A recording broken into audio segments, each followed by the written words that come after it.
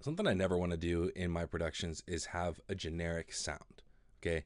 That doesn't mean I don't want to fit into a genre. I don't mind being identified with the genre, but I don't want parts of my production to feel like canned or like I just pulled a loop from somewhere and just, kind of use someone else's work to add to my production. Unless that's kind of part of your artistic flair.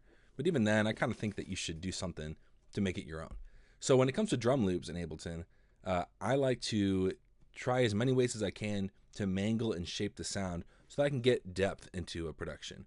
One of the ways to do that is I start with drum loops that are recorded in a studio. So I'll pull a drum sample from someone who actually made a really interesting loop.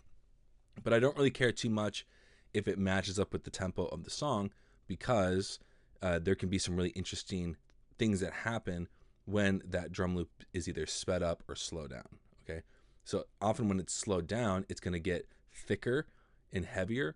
And that can be really nice to kind of add some glue and some sustain to the drum sound.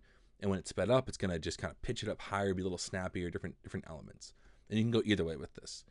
So here's a drum loop that I pulled that I really liked. This one is originally recorded at about 100 BPM. My session's at 120. And so listen to what we got going on here. Okay.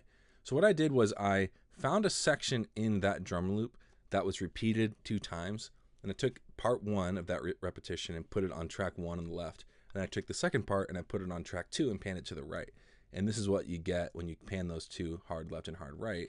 You get a very wide stereo sound. Okay. One of the things that I'm trying to go after here is to create, I'm not trying to emulate the sound of live recorded drums, but I am trying to capture the density and the complexity of the sound of a real percussive sound in a room, in a space, and an environment.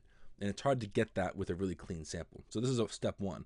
I've got some really wide drums here. Okay, that already sounds way cooler than what I had originally. Here's the original again. Okay, and then when I go wide, and I just go all the way left and right.